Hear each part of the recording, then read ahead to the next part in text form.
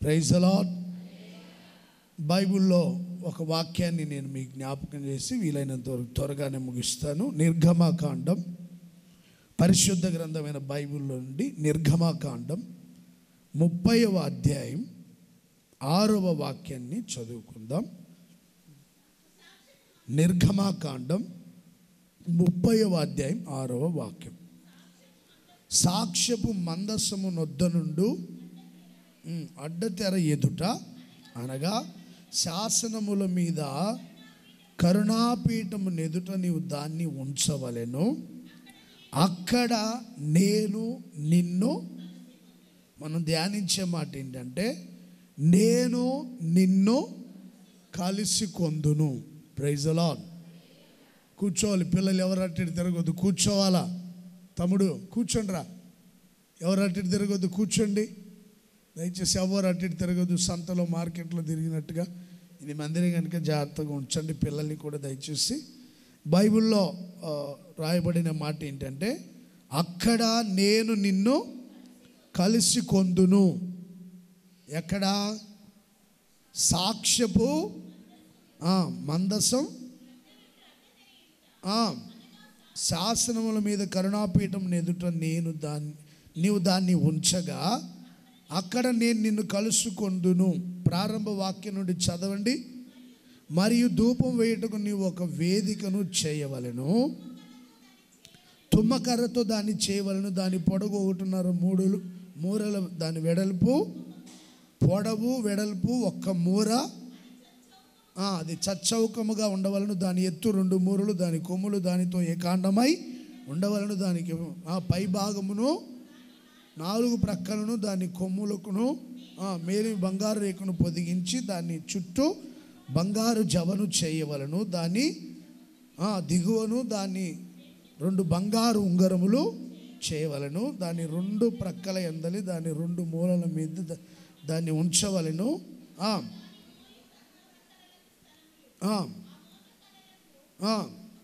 తుమ్మకర్రతో చేసి వాటికి బంగారు రేకును పొదిగింపవలను. సాక్ష్యపు మందసము నొద్ద నుండి అడ్డుతెర ఎదుట శాసనముల మీద కరుణాపీఠం ఎదుట దాన్ని ఉంచవలను. చూడండి ఇక్కడ ధూపవేదిక చూడండి. మరియు ధూపం వేయుటకై నీవు ఒక ధూప వేదికను తుమ్మకర్రతో చేయాలి. బంగారంతో దాన్ని పొదిగించాలి. అలాగే దానికి మోతకర్రలు పెట్టుటకు 2 ఉంగరములు చేయించాలి.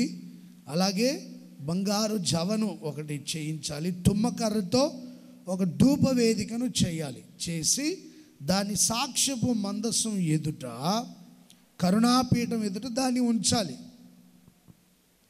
చూడండి, 1 మూర పొడవు, 1 మూర వెడల్పు, ఎత్తు 2 మూరలు ధూప వేదిక 1 చేసి దాని మీద నిత్యము ధూపం వేస్తూ ఉండాలి. ఇది ప్రార్థనకి సాదృశ్యం. ధూపవేదిక ప్రార్థనకి సాదృశ్యం. చూడండి, నిత్యము బలిపీఠం మీద అగ్ని మండినట్లుగా ధూపవేదిక 1 చేసి నిత్యము ధూపం వేస్తూ దాన్ని సాక్ష్యపు మందసం ఎదుట కరుణాపీఠం ఎదుట దాన్ని ఉంచాలి. Praise the Lord. హల్లెలూయా. కరుణాపీఠం ఎదుట దాన్ని ఉంచాలి. దేన్ని? ధూపవేదికను. ప్రత్యక్ష గుడారంలో అతి పరిశుద్ధ స్థలములో ఒక మందసం ఉంటుంది, దాంట్లో కరుణాపీఠం ఉంటుంది. అలాగే 2 కెరూబులు ఉంటాయి. కెరూబుల మధ్య సైన్యములకు అధిపతి అయిన దేవుడు ఉంటాడు. నువ్వు సాక్ష్యపు మందసం ఎదుట దాన్ని ఉంచి ధూపం వేసినప్పుడు, ప్రతి నిత్యము ధూపం వేస్తున్నప్పుడు నేను అక్కడికి వచ్చి నిన్ను కలుసుకుంటా. Praise the Lord. Hallelujah, hallelujah. ఇదంతా ఆవరణం. ఇది పరిశుద్ధ స్థలం, అతి పరిశుద్ధ స్థలం, ఫుల్ పీఠం అనమాట. అక్కడ ఒక నిబంధన మందస్సు ఉంటుంది. ఇది బలిపీఠం, ఫుల్ పీఠం మీద మనం ఎలా ఇదిగో ధూపవేదిక ఇది. దీనికి ఎదురుగా ఈ బల్ల ధూపవేదిక అనుకోండి. ఇది అతి పరిశుద్ధ స్థలం, అది మందసం, ఫుల్ పీఠం మందసం. దానిలో 2 కెరూబులు, మధ్యలో సైన్యములకు అధిపతి అయిన దేవుడు ఉంటాడు. ఈ ధూపవేదిక మీద ధూపం వేస్తూ ఉండాలి, ప్రార్థన జరుగుతూ ఉండాలి. ఎప్పుడు తుమ్మకర్రతో చేసి బంగారాన్ని పొదిగించాలి. అంటే అడవి ఒలీవ మొక్కగా ఉన్న మిమ్మల్ని నేను తీసుకుని వచ్చి ఒలీవ మొక్కతో అంటుకట్టి నిజమైన ఒలీవ మొక్కలుగా చేశాను. అంటే లోకంలో ఉన్నప్పుడు మనం అంతా తుమ్మకర్రలమే. తుమ్మ చెట్టు ఎలా ఉంటుంది? ఇప్పుడు గరుగ్గా, రఫ్గా, ముళ్ళతో నిండి ఉంటుంది అనమాట. దేవుడు తీసుకొని వచ్చి సాఫ్ట్గా ఉన్న ఒలీవ మొక్కతో అంటుకట్టాడు. అంటే మీరు లోకంలో ఉన్నప్పుడు గరుగ్గా, రఫ్గా, ఇష్టం వచ్చినట్లుగా ఉన్నారు. ఇప్పుడు నిజమైన ఒలీవ మొక్కకు అంటు కట్టబడి సాఫ్ట్గా మార్చబడ్డారు. అంతేకాకుండా బంగారంతో పొదిగించబడ్డారు. అయినా దేవుని ప్రత్యక్ష గుడారం అతి పరిశుద్ధ స్థలములో మందసం ఎదుట ఉంచబడ్డారు. అంటే నిబంధన మందసం ఎదుట మనం నిలిచి ఉన్నాం. ఎప్పుడు ప్రార్థన జరుగుతుండాలన్నమాట దేవుని సన్నిధిలో. నిత్యము ప్రత్యక్ష గుడారంలో సేవ జరగాలి, నిత్యము బలిపీఠం మీద అగ్ని మండాలి, నిత్యము దీపం వెలిగించబడాలి, నిత్యము ధూపం వేయబడాలనే మాటలు బైబిల్లో ఉన్నాయి. ఇక్కడ ప్రార్థన జరుగుతూ ఉన్నప్పుడు డైరెక్ట్గా దేవుడు వచ్చి మనల్ని కలుసుకుంటాడు. Praise the Lord. అంటే ప్రార్థన జరుగుతున్నప్పుడల్లా దేవుడు మన ఎద్దుకు వస్తాడని అర్థం దానికి. Praise the Lord. వచ్చి ప్రార్థన చేయకుండా నిద్రపోతూ, మాట్లాడుకుంటూ, వ్యవహారాలు చెప్పుకుంటూ, అటు ఇటు తిరుగుతూ, లెక్కలేనితనంగా దేవుడన్నా, దేవుని సన్నిధి అన్న, దైవ సేవకులన్నా లెక్కలేనితనంగా ఉంటే ప్రభు నిన్ను కలుసుకొనడు, నీతో మాట్లాడు, నిన్ను ఆదరించడు, నిన్ను బలపరచడు, నిన్ను ఆశీర్వదించలేడు. కొంతమందికి లెక్క ఉండదు దేవుని సన్నిధి అంటే. లెక్కలేనితనం. దేవుని మందిరం అంటే లెక్కలేనితనం. ప్రార్థన అంటే వెళ్దాంలే, ప్రార్థనే కదా. వాక్యం చెప్పేటప్పుడు లెక్కలేనితనం. ప్రార్థన జరిగేటప్పుడు లెక్క లేకుండా ప్రవర్తిస్తుంటారు కొంతమంది. గర్వంతో, అహంకారంతో ఉంటారు మరికొంతమంది. అలా ఉండకుండా ప్రత్యక్ష గుడారంలో మందసం ఎదుట ఉంచబడిన ధూపవేదిక, బంగారంతో పొదిగించబడిన ధూపవేదిక, ఒలీవ చెట్టుకు అంటు కట్టబడినటువంటి తుమ్మ చెట్టు. అడవి ఒలీవ చెట్టు అంటే తుమ్మ చెట్లు అని అర్థం. అవి నిజమైన ఒలీవ చెట్టుకు అంటు కట్టబడి ధూపవేదికలుగా మార్చబడ్డాయి. మనల్ని దేవుడు బంగారంతో పొదిగించాడు, విశ్వాసంతో నింపాడు. బంగారం అంటే విశ్వాసానికి సాదృశ్యం. మనం నిత్యము దేవుని సన్నిధిలో ప్రార్థన చేస్తున్నప్పుడు సర్వశక్తి గల దేవుడే దిగి వచ్చి మనతో మాట్లాడి, మనతో ముచ్చటించి, మన అవసరాలు తీర్చి, ఆదరించి, బలపరిచి, ధైర్యపరిచి ప్రభు నడిపించునుగాక. హల్లెలూయా. అంటే నువ్వు ఎప్పుడు ప్రార్థన చేసినా దేవుడు నిన్ను కలుసుకుంటాడు, నీతో మాట్లాడతాడు, నిన్ను ధైర్యపరుస్తాడు, నిన్ను బలపరుస్తాడు. మరి ముఖ్యంగా ప్రత్యక్ష గుడారములో మందసం ఎదుట ఉంచబడిన ధూపవేదిక అంటే దేవుని సన్నిధికి వచ్చి ధూపవేదిక వలె ప్రార్థించేటువంటి వ్యక్తులుగా ఎవరైతే మార్చబడతారో ఆయన వాళ్ళందరినీ కలుసుకుంటాడు. Praise the lord. ఇంట్లో ప్రార్థన చేసేదానికంటే కూడా నిబంధన మందసం ఎదుట ప్రత్యక్ష గుడారంలో ధూపవేదిక వలె నువ్వు మార్చబడి ప్రార్థన చేస్తే ప్రభు నిన్ను కలుసుకుంటాడు, నీతో మాట్లాడతాడు, కలిసి మాట్లాడి ధైర్యపరుస్తాడు, ఆదరిస్తాడు. మనుషులు కొన్నిసార్లు మనతో సరిగా మాట్లాడకపోవచ్చు, మనుషులు కొన్నిసార్లు స్వార్థంతో నింపబడి ఉండొచ్చు, మనుషులు కొన్నిసార్లు ద్వేషం, పగ, ఈర్ష్య, అసూయ పెంచుకొని ఉండొచ్చు, మనుషులు కొన్నిసార్లు మనతో ఆదరణగా మాట్లాడకపోవచ్చు. కానీ దేవుడు అలా కాదు. ఆయన మన యొద్దకు వచ్చాడంటే మనతో ఆదరణగా మాట్లాడతాడు, నెమ్మదిని కలిగించేటట్టుగా మాట్లాడతాడు, ధైర్యాన్ని నింపే మాటలు మాట్లాడతాడు, విశ్వాసాన్ని కలుగజేసే మాటలు మాట్లాడతాడు. కనుక ప్రియ సహోదరులారా, ప్రత్యక్ష గుడారానికి వచ్చిన మీరు, ప్రత్యక్ష గుడారం ఎదుట మందసముగా ఉంచబడిన మనం, ప్రార్థనా వీరులుగా ఉన్న మనం దేవుని సన్నిధికి వచ్చామనే గ్రహింపుతో దేవుడు నన్ను ధూపవేదికగా మార్చాడు, నేను ఒక ప్రార్థన ధూపవేదికగా మార్చబడి ఉన్నానని నువ్వు గ్రహించగలిగితే దేవుడు నీతో మాట్లాడి ఆదరించి బలపరిచి ధైర్యపరచునుగాక. దేవుడు పలు సందర్భాల్లో ఇశ్రాయేలుని కలిసి వాళ్ళతో మాట్లాడిన సందర్భాలు ఉన్నాయి. మోషే అహరోనులతో కలిసి మాట్లాడిన సందర్భాలు కూడా ఉన్నాయి. చూడండి, నిర్గమకాండంలో 25వ అధ్యాయం 21వ వాక్యం నుండి చదువుతారా? 25వ అధ్యాయం నిర్గమకాండ 21వ వాక్యం నుండి. నేను నీకిచ్చు శాసనములను నా మందసములో నుంచవలెను, అక్కడ నేను నిన్ను కలుసుకొని కరుణాపీఠం మీద నుండి శాసనములు గల మందసము మీద నుండి 2 కెరూబుల మధ్య నుండి ఇశ్రాయేలీయుల నిమిత్తం మీకు ఆజ్ఞాపించుచున్న సమస్తమును నీకు తెలియచెప్పెదను. చూడండి, నేను నీకు ఇచ్చు శాసనములను ఆ మందసములు నుంచవలెను, అక్కడ నేను నిన్ను కలుసుకొందును. చూడండి, మందసం, ప్రైజ్ ది లార్డ్. మందసం దేవుని సన్నిధిలో ఉన్నటువంటి నిబంధన మందసంలో నేను ఇచ్చిన పలకల్ని, శాసనములు అక్కడ ఉంచినప్పుడు కెరూబుల మధ్య నుండి నేను నిన్ను కలుసుకొని ఇశ్రాయేలీయులకు ఇశ్రాయేలు నిమిత్తము మీకు ఆజ్ఞాపించు సమస్తమును నేను మీకు తెలియచెప్పెదను. Praise the lord. ఇశ్రాయేలీయులకు తెలియచేసే ప్రతి విషయాన్ని, ఇశ్రాయేలుకు ఆజ్ఞాపించే ప్రతి విషయాన్ని నేను మీకు తెలియచేస్తా. మోషే, నేను ఇచ్చిన శాసనములు మందసంలో ఉంచు, కెరూబుల మధ్యలో నివాసం చేసే నేను మిమ్మల్ని కలుసుకొని సర్వమానవాళికి, ఇశ్రాయేలు సర్వ సమాజానికి ఆజ్ఞాపించే విషయాలన్నీ నీకు తెలియజేస్తా. నువ్వు వెళ్ళి వాళ్ళతో చెప్పాలి.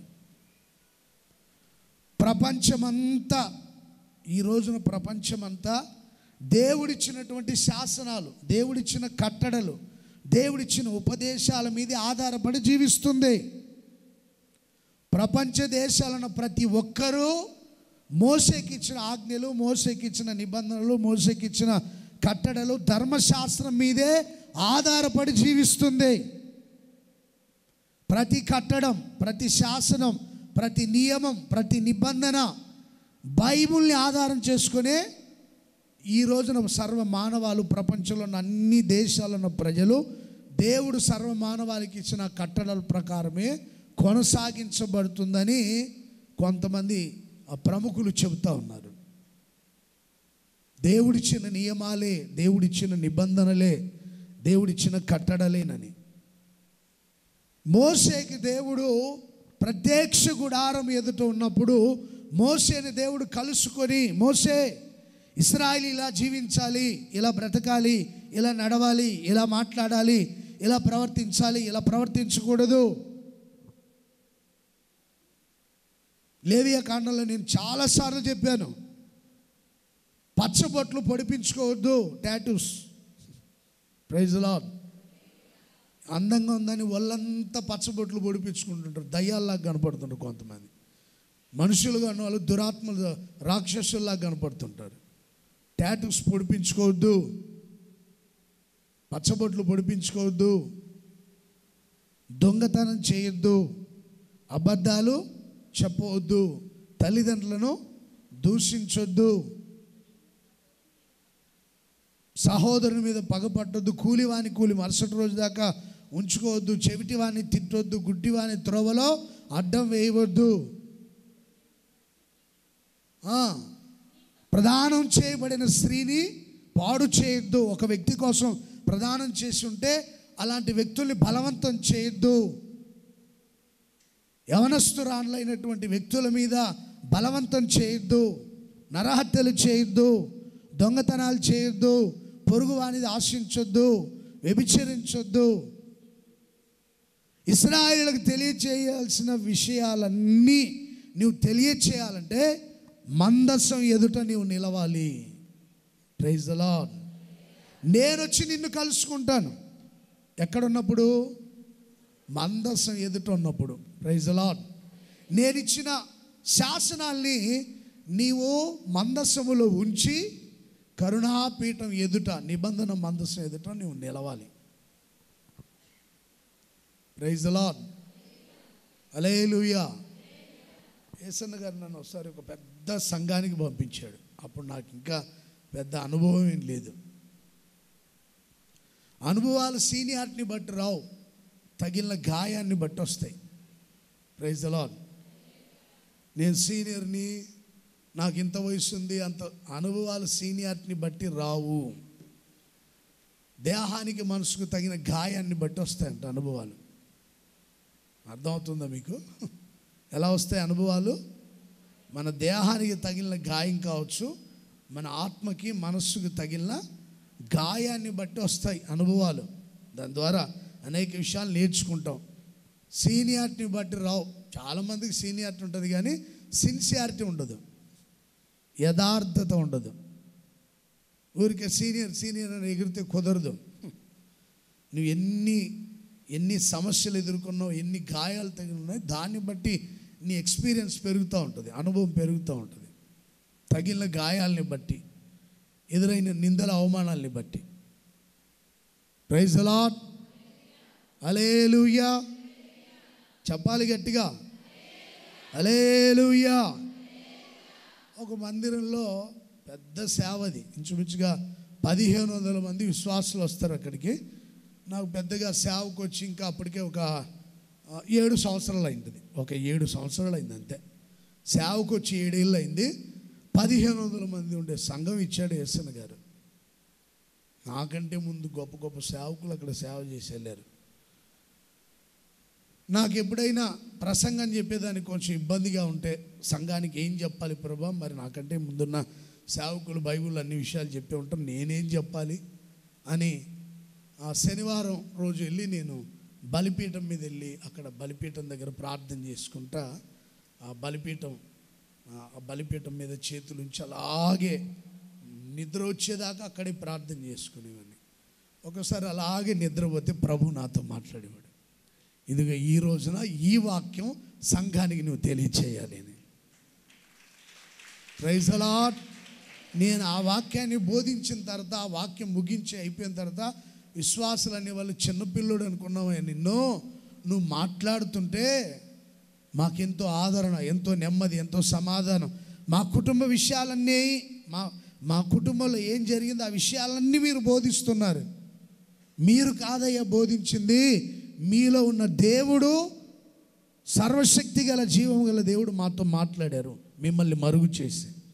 నేను చాలా సంతోషంగా వాళ్ళు చెబుతున్నప్పుడు నా హృదయం చాలా సంతోషించేది. వాస్తవమే ప్రభా, ఈరోజు నేను సంఘానికి ఏం చెప్పాలి, ఏం బోధించాలి, ఏం తెలియచేయాలి. నా మాటలు ఎవడు వింటారు ప్రభా? నువ్వు మాట్లాడితే ప్రజలు వింటారు. నేను పెద్ద జ్ఞానం లేనివాడిని, తెలివి లేనివాడిని, పెద్ద అనుభవం కూడా నాకు లేదు, బైబిల్ జ్ఞానం పరిజ్ఞానం కూడా నాకు లేదు. ఎలా ప్రభా ఏం చెప్పాలి నేను మోకాళ్ళ మీద ఉండి ప్రార్థన చేసుకున్న ఫుల్పిట్ దగ్గర ప్రార్థన చేసి అలాగే నిద్రపోతే వెంటనే ప్రభు మాట్లాడేవాడు. ఈ రోజున ద్రాక్షావల్లి గురించి నువ్వు బోధించు. నిజమైన ద్రాక్షావల్లిని నేను, తీగలు మీరు. బోధించు.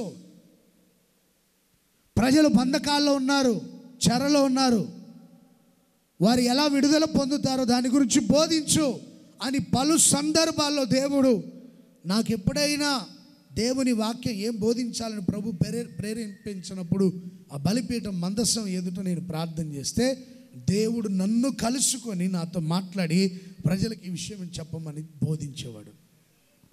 మీ అంత గొప్ప దేవుడు అండి మన దేవుడు. Praise the Lord. నువ్వు కొండ మీదకి రా, సముద్ర తీరానికి రా, పలానా చోటుకి రా, అక్కడ కలుసుకుంటా నేను అన్నాడా?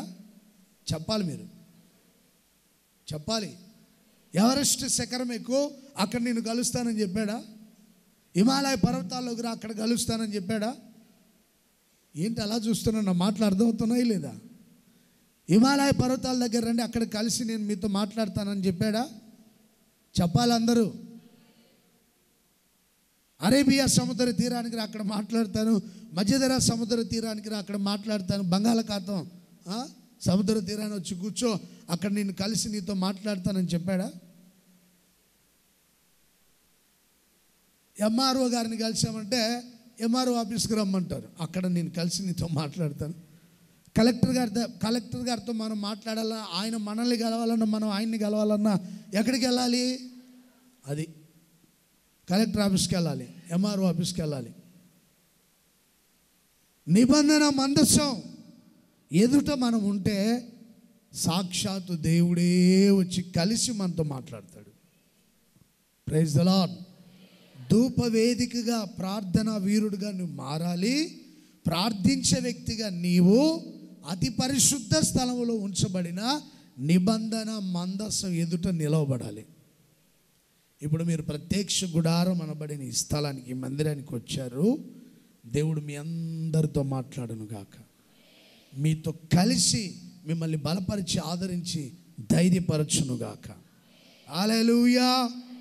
ప్రజలకు ఏం చెప్పాలో అది మోషేకి దేవుడు తెలియజేసేదానికి మందసం ఎదుట ఆయన్ని కలిశాడు. Praise the Lord. Hallelujah, hallelujah. అలాగే నిర్గమకాండం 29వ అధ్యాయం 42వ వాక్యం చదువుదామా? 29, 42.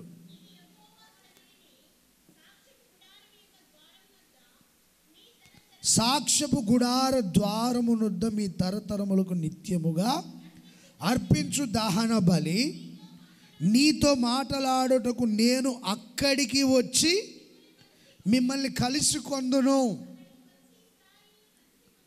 Praise the lord. అక్కడికి వచ్చి ఇశ్రాయేలీయులను కలుసుకొందును. అది నా మహిమ వలన పరిశుద్ధ పరచబడును. Praise the Lord. హల్లెలూయా. గట్టిగా చెప్పాలి. హల్లెలూయా, హల్లెలూయా.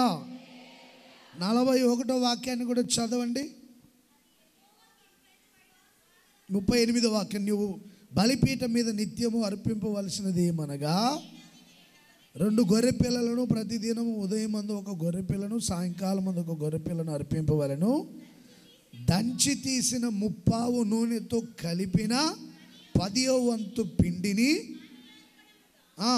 30 ద్రాక్ష రసమును అర్పింపవలెను. సాయంకాలం మందు 2వ గొర్రె పిల్లను అర్పింపవలెను. ఇంపైన సువాసన గల హోమమగునట్లు ఉదయకాలం మందు అర్పణమును దాని పానీయార్పణమును అర్పించినట్లు దీనిని అర్పింపవలెను.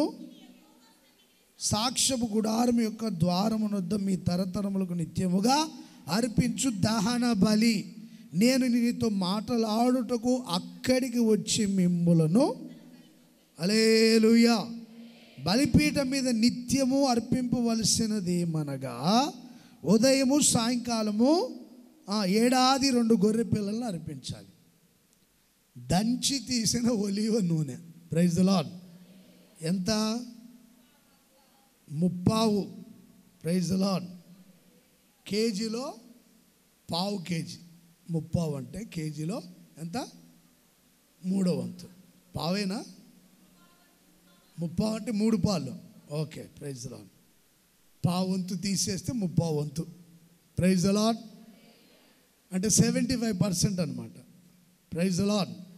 30వ వంతు దంచి తీసిన. యేసన్న గారు చెప్తుంటారు అప్పుడప్పుడు, నీ భోజనపు బల్ల చుట్టూ నీ పిల్లలు ఎవరు? ఒలివ మొక్కల్లో నుండి వచ్చిన ఒలివ కాయల నుండి ఆ నూనె రావాలంటే ఏం చేయాలంట? అది పిల్లల్ని అప్పుడప్పుడు ఏం చేయమని వాడు యేసన్న గారు. అది దంచితేనే ఆయిల్ వస్తుంది, రాకపోతే రాదని. పిల్లల్ని అప్పుడప్పుడు బెత్తంతో, పెద్ద పిల్లలు అయిన తర్వాత కాదు, చిన్నప్పుడు, చిన్నపిల్లలు ఒక 8 సంవత్సరాల పిల్లలు అప్పుడప్పుడు బెత్తం వాడాలి అని. పిల్లలకి బెత్తం వాడకపోతే వాళ్ళు ప్రయోజనకరులుగా మారరు. ఒలీవ తైలం రావాలంటే ఏం చేయాలంట? దాన్ని అది దంచి తీయాలంట. ఒలీవ తైలాన్ని దంచకపోతే తైలం రాదనమాట. అప్పుడప్పుడు 8 సంవత్సరాల పిల్లలకి బుద్ధి చెప్తే వాళ్ళు జీవితకాలం అంతా స్థిరంగా, నువ్వు బాలుడు నడవలసిన త్రోవలు నడిపిస్తే పెద్దవాడైన అందులో నుంచి వాడు తొలగిపోడనే మాట ఉంది. దంచి తీసిన తైలం. పిల్లల్ని అప్పుడప్పుడు బెత్తం వాడి వాళ్ళకి మంచి విషయాలు నేర్పించాలని బైబిల్ సెలవిస్తుంది. అర్పణలు అర్పించేటప్పుడు తైలాన్ని తీసుకొని రావాలి, ద్రాక్షారసం తీసుకొని రావాలి దేవుని సన్నిధికి. నా సన్నిధిలో బలి అర్పించినప్పుడు అది ఇంపైన హోమముగా మార్చబడుతుంది. అప్పుడు నేను అక్కడికి వచ్చి మిమ్మల్ని కలుస్తాను. Praise the Lord. హల్లెలూయా. ఇశ్రాయేలీయులను కలవాలన్నా, సేవకుడుగా నిన్ను కలవాలన్నా నా సన్నిధిలో బలి అర్పించాలి. Praise the Lord. ఉదయం సాయంకాలం బలి అర్పించాలి. ప్రాణాత్మ దేహాన్ని ఉదయం సాయంత్రం దేవునికి అర్పించుకొని ప్రార్థించాలి. అది దేవునికి ఇంపైన హోమముగా మారాలి. ఉదయమున ప్రార్థించాలి, సాయంకాలం ప్రార్థించాలి. ప్రాణాత్మ దేహాలు దేవునికి అప్పగించుకొని దేవుని సన్నిధిలో నువ్వు ప్రార్థించగలిగితే నేను వచ్చి నిన్ను కలుస్తాను, నీతో మాట్లాడుతాను, నువ్వేం చేయాలో ఏం చేయకూడదో తెలియపరుస్తాను. మోషే బలి అర్పించమని చెప్పు. ఇశ్రాయేలుతో నేను మాట్లాడాలన్నా, మీతో మాట్లాడాలన్నా, మిమ్మల్ని కలవాలన్నా నా సన్నిధిలో బలి అర్పించాలి. హల్లెలూయా. మందస్సం ఎదుట నిలవబడాలి. మందస్సం ఎదుట బలి అర్పించాలి. అలాగే మందస్సం ఎదుట ధూపవేదికగా మారాలి, ప్రార్థనా వీరులుగా మారాలి. Praise the Lord. అప్పుడు మనం ఆరాధించే దేవుడు కలిసి మనతో మాట్లాడి ధైర్యపరిచి నడిపిస్తాడు. నేను నిన్ను కలిసి కొందును. ఈ మాసంలో దేవుడు అందరితో కలిసి మాట్లాడి ధైర్యపరచునుగాక. దేవుడు మిమ్మల్ని కలిసి కొనుగాక. దేవుడు మీతో మాట్లాడునుగాక. దేవుడు మిమ్మల్ని పరామర్శించునుగాక. దేవుడు మిమ్మల్ని ధైర్యపరచునుగాక. ప్రతి చల్లటి పూట ఆదామ వాళ్ళ దగ్గరికి దేవుడు వచ్చేవాడు. రోజు వాళ్ళని కలిసి మాట్లాడేవాడు. మాట్లాడా లేదా? ఎప్పుడు వస్తాడు? ప్రతిరోజు సాయంకాలమున. Praise the lord. గట్టిగా చెప్పండి హల్లెలూయా అని. కుడి చేతిని పైకెత్తి గట్టిగా హల్లెలూయా అని చెప్పండి. హల్లెలూయా. మీ బలహీనతలను మీరు విడుదల పొందుదురుగాక. దేవుడు మిమ్మల్ని బలహీనతల నుండి విడిపించునుగాక. గట్టిగా చెప్పాలి ఆమేనని. రోగాల నుండి విడిపించునుగాక. ఆరోగ్యం దయచేయునుగాక. దేవుడు మిమ్మల్ని కలుసుకొనుగాక. హల్లెలూయా. ప్రతిరోజు చల్లటి పూట వాళ్ళతో కలిసి మాట్లాడేవాడు. మరి ఉదయం సాయంకాలం బలి అర్పిస్తే దేవుడు ఎందుకు కలవడు? ఉదయం సాయంకాలం ప్రార్థన చేస్తే ఎందుకు కలవడు? 1వ తారీఖు రావాలని ప్రార్థన చేయాలంటే, శనివారం రావాలని ప్రార్థన చేయాలంటే, ఆదివారం రావాలని ప్రార్థన చేయాలంటే, ప్రతిరోజు ప్రార్థన చేస్తే దేవుడు కలుస్తాడు. బైబిల్లో దేవుడు తన ప్రజల్ని కలిసి వాళ్ళని ఆశీర్వదించిన విషయాలు బైబిల్లో కొన్ని ఉన్నాయి. జాగ్రత్తగా వినండి, చెప్తాను. కీర్తనల గ్రంథం 59వ కీర్తన 10వ వాక్యాన్ని చదువుకుందాం. నా దేవుడు తన కృపలో నన్ను కలిసి కొనెను, నా కొరకు పొంచి ఉన్న వారికి సంభవించిన దానిని దేవుడు నాకు చూపించును. నా దేవుడు తన కృపలో నన్ను కలుసుకొని నా కొరకు పొంచి ఉన్న వారికి సంభవించిన దానిని దేవుడు నాకు చూపించును. అంటే జరగబోయే విషయాలన్నీ దేవుడు నాకు చూపిస్తాడు. జరగబోయే విషయాలు, జరుగుతున్న విషయాలు, జరగబోయే విషయాలు, ఏం జరుగుతుంది, ఎలాంటి కీడు రాబోతుంది, ఎలాంటి సమస్య రాబోతుంది, ఎలాంటి శోధన రాబోతుంది, నా కొరకు పొంచి ఉన్న వారి ద్వారా నాకు ఏం కీడు సంభవిస్తుంది, ముందుగానే దేవుడు నన్ను కలుసుకొని నాకు చెప్తాడు. దావీదు, పలానా చోటికి వెళ్ళొద్దు, అక్కడ శత్రువులు ఉన్నారు, నీకోసం పొంచి ఉన్నారు, ఆ మార్గం గుండా వెళ్ళకుండా వేరే మార్గం గుండా వెళ్ళు. పలానా చోట శత్రువులు ఉన్నారు, వెనక మాలుగా వెళ్ళి వాళ్ళని హతమార్చు. కొన్నిసార్లు వాళ్ళకి డైరెక్ట్గా ఎదురుగానే వెళ్ళు. కొన్నిసార్లు దేవుడు చెప్పేవాడు అసలు ఆ మార్గాన్ని వెళ్ళొద్దు. కృపాసత్య సంపూర్ణుడు, కనికరం గల దేవుడు తన కృపలో నన్ను కలుసుకొని నాతో మాట్లాడుతూ ఉన్నాడు. పొంచి ఉన్న శత్రువులు ఎలాంటి వాళ్ళు? 8వ వాక్యం నుండి చదువుతారా? 5వ వాక్యం, 5వ వాక్యం నుండి చదవండి. సైన్యములకు అధిపతి అయిన యెహోవా నీవే, ఇశ్రాయేలు దేవా, అన్ని జనులందరినీ శిక్షించుటకై మేల్కొనుము. ద్రోహులను ఎవరిని కనికరించొద్దు. నువ్వు కనికరిస్తే మరలా వస్తారు. కుక్కవలే మొరుగుతూ. ద్రోహులు ఏం చేస్తారట, వాళ్ళని కనికరించావంటే సాయంకాలమున మరలా వచ్చి కుక్కల వలె మొరుగుచు. పొద్దున్నే కుక్క మొరుగుతుంది ఇక్కడ, రే దాన్ని ధరమంటారా అన్న.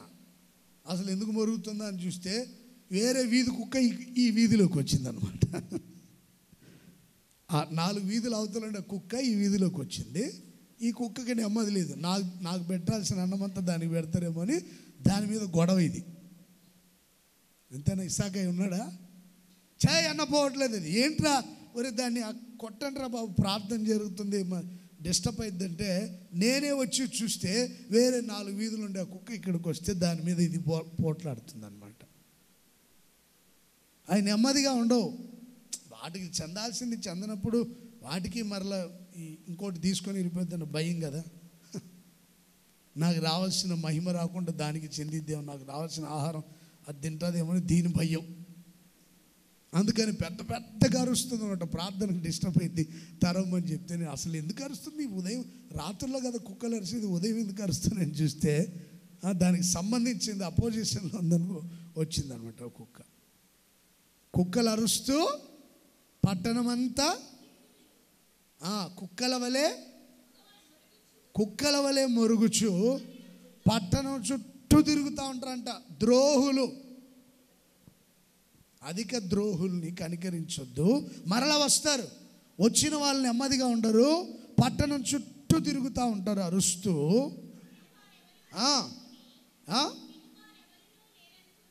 వినువారెవరు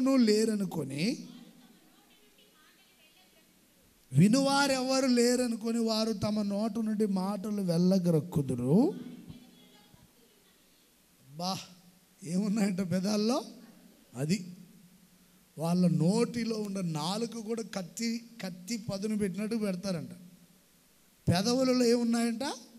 అది కొంతమంది మాట్లాడే మాటలు కత్తుల్లాగా దూసిపోతుంటాయి. కత్తులు తీసుకొని వచ్చి పడాల్సిన పనుల వాళ్ళు మాట్లాడే మాటే కత్తుల్లాగా దూసిపోతుంటాయి. నీ సంగతి నాకు తెలియదా పో అంటే అవుటిగా, నీ సంగతి అంతా నాకు తెలుసు, ఒక్క మాట చాలు, కత్తుల్లాగా దూసిపో. కొంతమంది పెదవులలో ఏమున్నాయి? కత్తులని. కొంతమంది నాలుకలే కత్తుల్లాగా పదును చేస్తూ ఉంటారు. ద్రోహులైన వారు మాట్లాడుతూ వినువారు ఎవరు లేరనుకొని తమ నోటు నుండి మాటలు వెళ్ళగ్రక్కుచు వారి పెదవులలో కత్తులున్నాయి.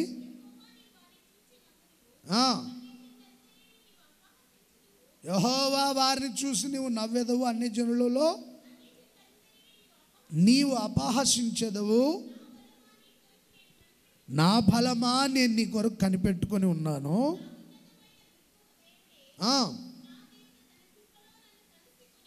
కృపలో నన్ను కలుసుకొని సంభవించిన దాన్ని నాకు చూపించును. చంపకము, చంపేస్తే ప్రజలు మర్చిపోతారేమో. మా కేడమైన ప్రభువా, నీ బలము చేత వారిని చల్లా చెదరు చేసి అనగద్రొక్కుము, అనగగొట్టుము. చాలిక. Praise the Lord. దేవుడు నన్ను కలిసి నాతో మాట్లాడి జరగబోయే విషయాలు, శత్రువులకి జరగబోయే విషయాలు, వాళ్ళకి సంభవించేటువంటి కీడంతటిని దేవుడు నాకు చూపిస్తాడు. మనల్ని కలుసుకున్న దేవుడు మన శత్రువులకి జరగబోయే విషయాలు ముందుగానే మనకు తెలియజేస్తాడు. Praise the Lord. మన విరోధులకి చేయబోయే కీడు ముందుగానే మనకు తెలియజేస్తాడు. మనకు జరిగే మేలు, మన శత్రువులకు జరిగే కీడు దేవుడు మనల్ని కలుసుకొని మనకు తెలియచేయునుగాక. ద్రోహులందరికీ చేయబోయే కీడు ముందుగానే దేవుడు తెలియచేయునుగాక. నీతిమంతులు కలిగించే మేలు దేవుడు ముందుగానే తెలియచేయునుగాక. హల్లెలూయా, హల్లెలూయా, హల్లెలూయా, హల్లెలూయా. మా కేడమైన ప్రభువా, నీ బలము చేత వారిని చల్లాచెదరు చేసి ఏ శత్రువుని ఎదుట ఉండకుండా దేవుడు వారిని చల్లాచెదరు చేయునుగాక, చెదరగొట్టునుగాక. మచిలీపట్నంలో మన మందిరానికి ప్రక్కన ఒక కుటుంబ సభ్యులు ఇక్కడ ప్రార్థన చేస్తే వాళ్ళు దూషించడం, శాపనార్థాలు పెట్టడం, బూతులు మాట్లాడడం, సేవకులని గ్రహింపు లేకుండా ఇష్టం వచ్చినట్టుగా మాట్లాడేవాళ్ళంట. ఆదివారం శనివారం కూడా ప్రార్థన జరిగేటప్పుడు కూడా మాట్లాడుతుంటే మన విశ్వాసులు 10 మంది యోధుల్లాగా బయలుదేరితే సేవకుడు పిలిచి మీరేమి గొడవ పెట్టుకోవద్దు, వాళ్ళని మాట్లాడనివ్వండి, ఎంతసేపు మాట్లాడతారో. మనం వాళ్ళ మీద పగ తీర్చుకుంటే దేవుడు పగ తీర్చుకోడు, దేవునికి అప్పగిద్దాం అని చెప్పి మన విశ్వాసులు కొంతమంది వాళ్ళని కొట్టాలని బయలుదేరి వెళ్తే పాస్టర్ గారు వద్దని చెప్పారంట. చాలాసార్లు వాళ్ళు ఇలా దూషణ మాటలు మాట్లాడుతూ ఉండేవాళ్ళు. ఒకసారి పెద్ద తుఫాన్ వచ్చిందంట, 3-4 వారం రోజులైన వదల్లా తుఫాను. మన మందిరం కొంచెం హైట్లో ఉంటుంది, వాళ్ళు కొంచెం డౌన్లో ఉంటారు. మనం హైట్లో ఉంటాం, వాళ్ళు మందిరానికి కొంచెం డౌన్లో ఉంటారు. ఆ ప్రాంతం అంతా నీళ్ళు వచ్చేసాయి, జలమయంగా మార్చబడింది, నీళ్ళతో నింపబడింది. ఆ తర్వాత వాళ్ళు ఇంకా ఏం జరుగుతుంది ఏంటో ఇక్కడ ఉంటే వరదల్లో కొట్టుకుపోయేటట్టుగా ఉన్నామని రాత్రికి రాత్రి తట్ట బుట్ట అన్నీ సర్దుకొని వెళ్ళిపోయారండి. ఇంతవరకు మరలా రాలా. ఎటు పోయారు మరలా రాలే ఇంకా మన దగ్గరికి. దేవుడు చెదరగొట్టేశాడు. విరోధుల్ని దేవుడు ఏం చేస్తాడంట? చల్లా చెదరు చేస్తాడు, చెదరగొడతారు, మరలా కనబడడు. అలాగే వాళ్ళు నోరు ఎక్కువ చేసుకొని మాట్లాడితే ఏం చేస్తాడు? గట్టిగా చెప్పాలా, మళ్ళా నోరు లేవకుండా నోటి మీద కొడతాడు అనమాట. నీ గురించి ఎవరైనా విరోధులు మాట్లాడుతున్నాడా? పెదవుల్లో కత్తులు లాంటివి, వాళ్ళ పెదవులు కత్తుల్లాగా చేసి నాలుకను పదును చేసి కత్తుల్లాగా పదును చేసి మాట్లాడుతున్నారా? దేవుడు నీ విరోధుల్ని చల్లా చెదరు చేయునుగాక. దేవుడు నీ విరోధులని అణిచివేయునుగాక, అనగగొట్టునుగాక. మరలా వాళ్ళు లేచి మాట్లాడలేని స్థితిలోనికి దేవుడు వారిని అణిచివేయునుగాక. శత్రు మరలా రాడుగా. శత్రు నిన్ను భయపెట్టడు, శత్రు విరోధంగా మాట్లాడు. దేవుడు నిన్ను కలుసుకొని నీ విరోధుల్ని అణిచివేయునుగాక. దేవుడు నీతో మాట్లాడి నిన్ను ధైర్యపరచునుగాక. శత్రువులు జరగబోయే కీడు చూపించునుగాక. నీకు చేసే మేలు విషయంలో కూడా దేవుడు ముందుగానే నీకు తెలియచేయునుగాక. హల్లెలూయా. మనల్ని కలిసిన దేవుడు మనకు జరిగే ప్రతి విషయాన్ని ముందుగానే తెలియజేస్తాడు.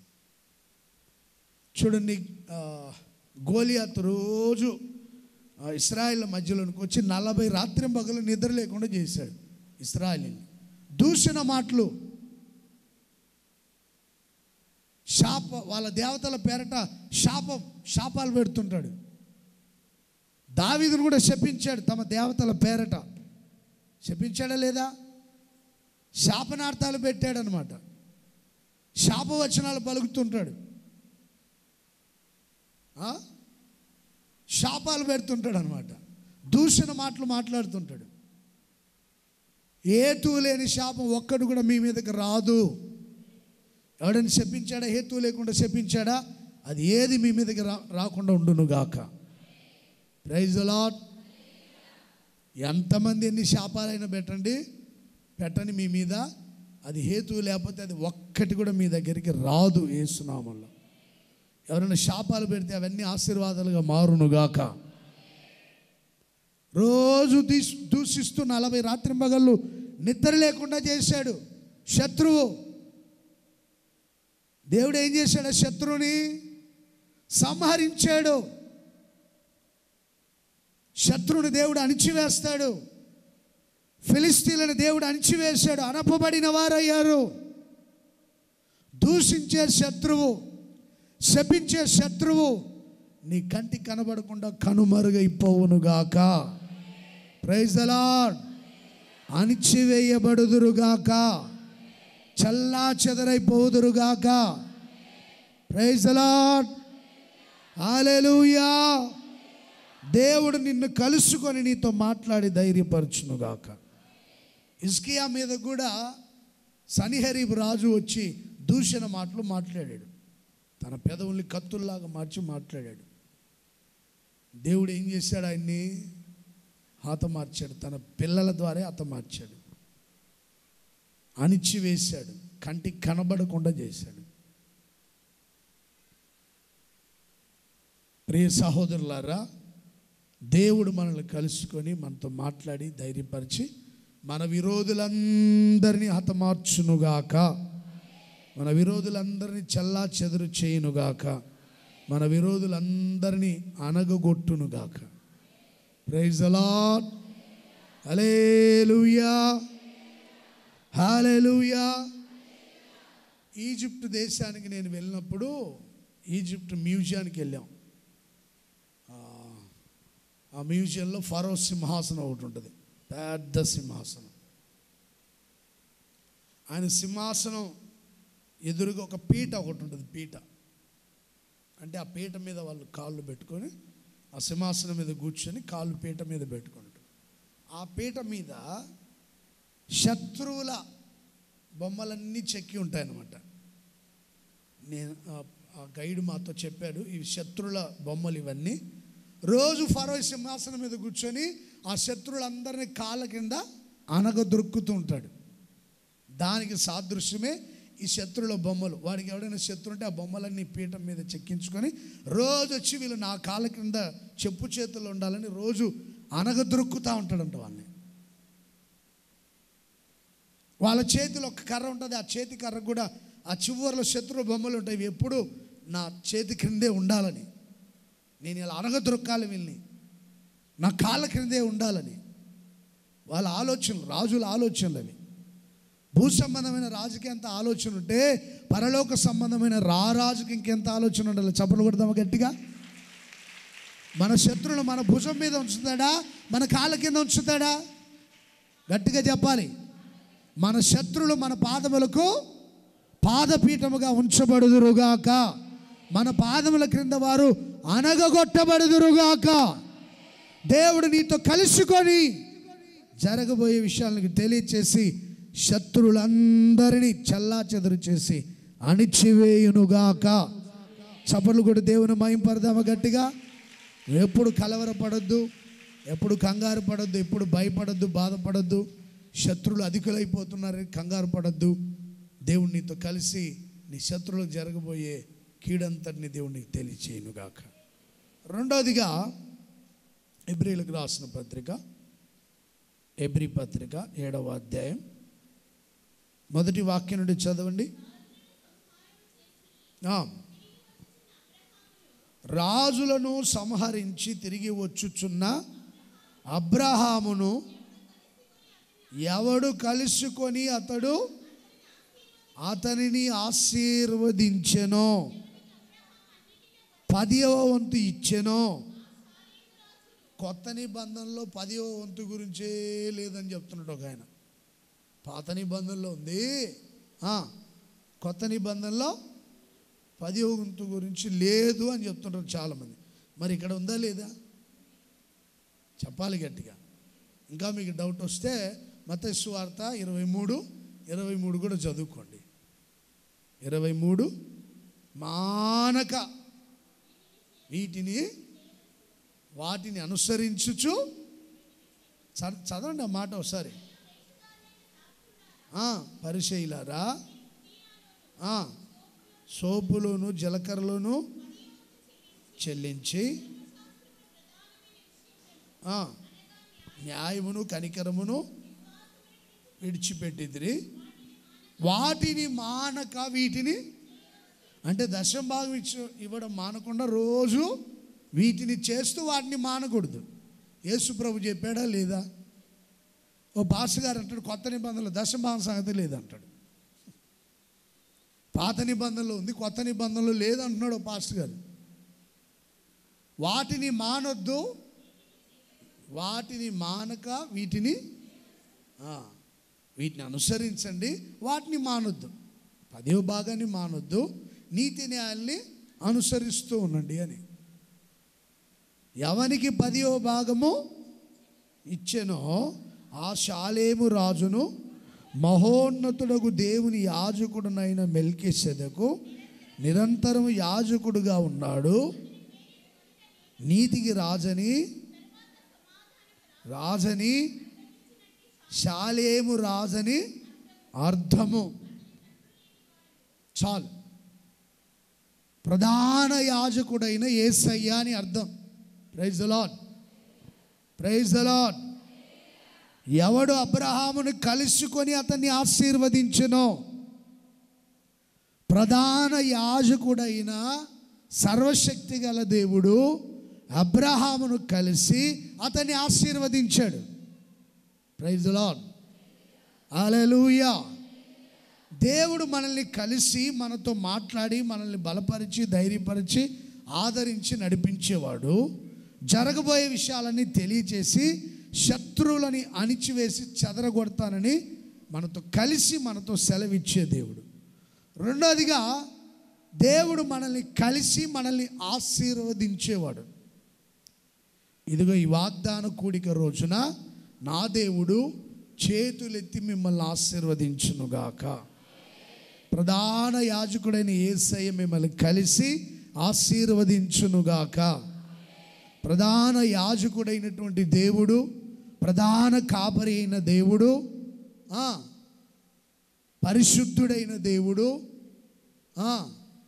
మరణపు ముళ్ళును విరిచి సజీవుడిగా లేచిన ప్రభు అయిన యేసుక్రీస్తు మిమ్మల్ని కలిసి చేతులెత్తి మిమ్మల్ని ఆశీర్వదించునుగాక. ప్రైజ్ ది లార్డ్, హల్లెలూయా, హల్లెలూయా. చూడండి దేవుడు ఎలా ఆశీర్వదిస్తాడో. 14వ అధ్యాయం ఆదికాండం 14వ అధ్యాయం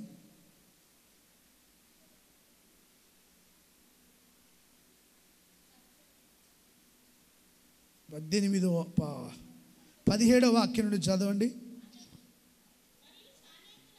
17వ వాక్యం కూడా చదవమ్మా.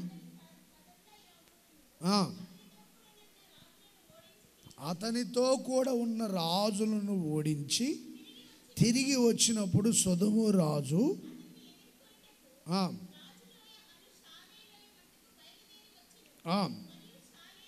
మరియు షాలేము రాజైన మెల్కీసెదెకు రొట్టెను తీసుకొని వచ్చెను. సర్వోన్నతుడగు దేవుని యాజకుడు. అప్పుడు అతడు అబ్రహామును ఆశీర్వదించి ఆకాశమునకును భూమికిని సృష్టికర్తయును సర్వోన్నతుడైన దేవుని వలన అబ్రహాము ఆశీర్వదించబడునుగాకని నీ శత్రువులను నీ చేతికి అప్పగించిన సర్వోన్నతుడు దేవుడు స్తుతించబడునుగాకని చెప్పెను. ప్రైజ్ ది లార్డ్, హల్లెలూయా. అప్పుడు అన్నింటిలో 10వ వంతు ఇచ్చెను. చాలు. ఇక్కడ మనం ధ్యానించే మాట ఏంటంటే చేతులెత్తి ఆశీర్వదించాడు. ఏమని? ఆకాశమునకును భూమికిని సృష్టికర్త అయిన సర్వోన్నతుడైన దేవుని వలన అబ్రహాము ఆశీర్వదించబడునుగాక. Praise the Lord. సర్వశక్తి గల దేవుడు మిమ్మల్ని కలిసి ఆయన మిమ్మల్ని ఆశీర్వదించునుగాక. Praise the Lord. దేవుడు మనల్ని కలిసినప్పుడు ఆయన మొదటగా ఆశీర్వదిస్తాడు, మనల్ని దీవిస్తాడు. యేసుక్రీస్తు పునరుద్ధానుడై తండ్రి యొద్దకు ఆరోహణుడై వెళ్ళేటప్పుడు తన వారందరినీ బేతనియ వరకు తీసుకొని వచ్చి ఏం చేశాడు? వారిని చేతులెత్తి చదువుతారా మాటలు? లూకా సువార్త చివరి అధ్యాయం చివరి మాటలు 24వ అధ్యాయం 50వ వాక్యం. బేతనియ వరకు వారిని తీసుకొని వెళ్ళి చేతులెత్తి వారిని ఆశీర్వదించి తండ్రి యొద్దకు అలాగే ఆరోహణుడై వెళ్ళిపోయాడు. చప్పట్లు కొడదామా గట్టిగా? కొట్టండి అందరు చప్పట్లు. పునరుద్ధానుడైన యేసయ్య చేతులెత్తి మిమ్మల్ని ఆశీర్వదించునుగాక. మీ పిల్లలందరినీ ఆశీర్వదించునుగాక. Praise the Lord. చేతులెత్తి నా దేవుడు మిమ్మల్ని దీవించునుగాక. యేసయ్య మనల్ని కలిశాడంటే మొదటగా ఆయన చేతులెత్తి ఆశీర్వదిస్తాడు.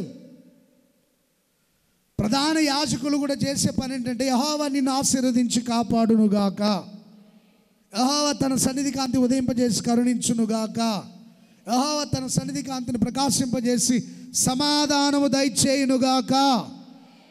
Praise the lord. దేవుడైనా దేవుని సేవకులైనా ఆశీర్వదించే పనిలోనే ఉంటారు. బోయజు తెలుసు కదా మీ అందరికీ. పొలంలో పనిచేసే వాళ్ళ దగ్గరికి వెళ్తే ఏం చేస్తాడో తెలుసా? మొట్టమొదటిగా ఆయన చేసే పని ఏంటో తెలుసా? యెహోవా మిమ్మల్ని ఆశీర్వదించి కాపాడునుగాక. ఆయన మొట్టమొదటి 2వ అధ్యాయంలో విషయాలు ఉంటాయి. చదవండి. రూతు గ్రంథం 1వ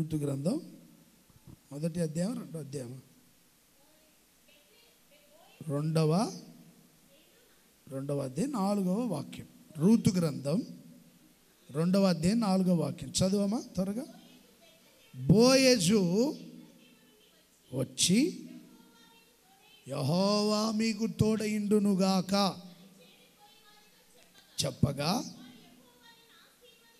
ఇప్పుడు నేను మీకు తోడయిండునుగాక అని చెప్తాను, మీరు ఆశీర్వదించునుగాక అని చెప్పాలి.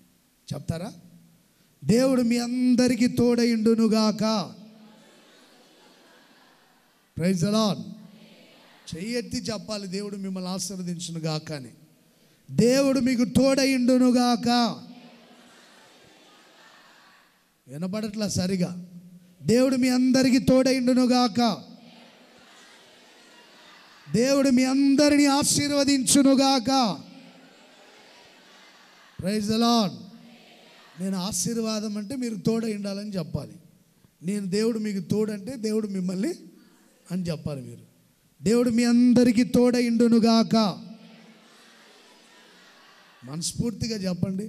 చెప్పట్లా కొంతమంది. దేవుడు మీ అందరికీ తోడయిండునుగాక. దేవుడు మీ అందరినీ ఆశీర్వదించునుగాక. హల్లెలూయా, హల్లెలూయా. నిండు మనసుతో ఆశీర్వదించండి. ఎవరినైనా మనసులో బాధ పెట్టుకొని ఆశీర్వదించొద్దు. నిండు మనసుతోనే ఆశీర్వదించండి. Praise the Lord. మీ సేవకుల్ని మీరు ఆశీర్వదించండి. సేవకులు మిమ్మల్ని దేవుడు కాపాడేటట్టుగా ప్రార్థన చేస్తుంటారు. చేను కోయి వారందరితో బోయజు విమోచకుడు. బోయజు అనే పేరుకి అర్థం విమోచకుడు. ఆయన ఎప్పుడు సంఘాన్ని ఆశీర్వదిస్తూనే ఉంటాడనమాట. పొలం యజమానుడు. సంఘానికి యజమానుడు ఎవరు? యేసయ్య. ప్రధాన కాపరి ఎవరు? మేమంతా కాపరులం. ప్రధాన కాపరి ఎవరు? యేసయ్య. మేము యాజకులం. ప్రధాన యాజకుడు ఎవరు? యేసయ్య. ఆయన మిమ్మల్ని కలుసుకొని మిమ్మల్ని ఆశీర్వదించును గాక. మీరందరూ ఆశీర్వదించబడాలని నేను కోరుతున్నా. సైకిల్ కూడా గతి లేదా? సైకిల్ కొనేదానికి గతి లేదా? కార్లు కొనేంతగా ఆశీర్వదించును గాక. Praise the lord.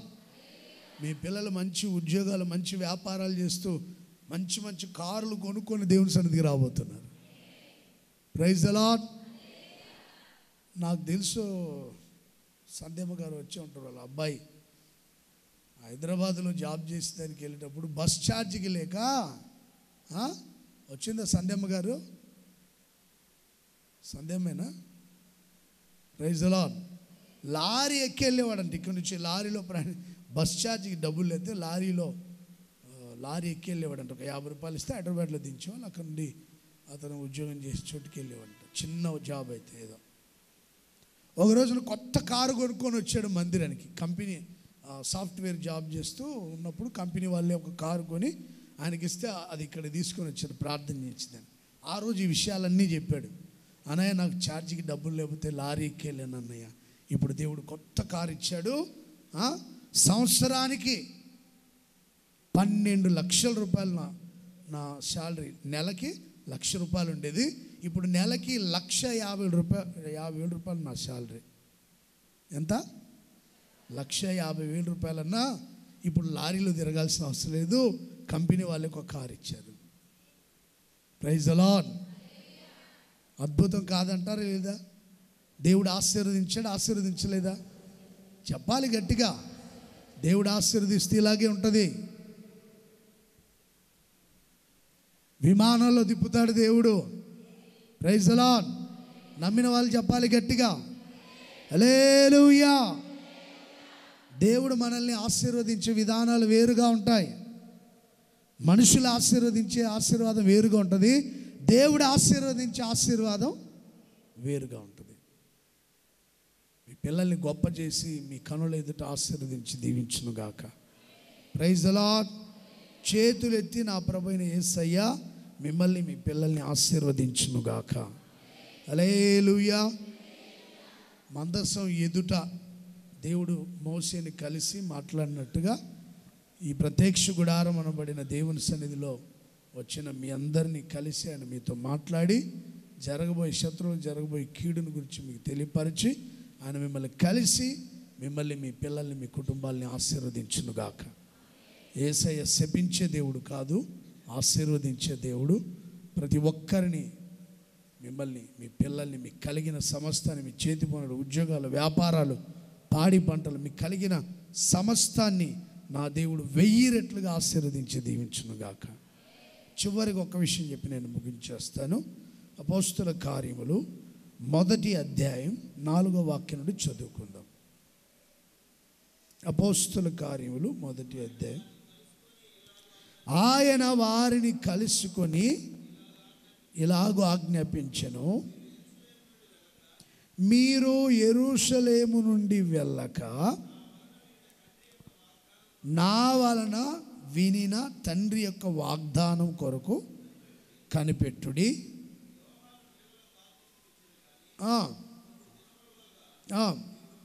పరిశుద్ధాత్మలో బాప్తిసం పొందెదరని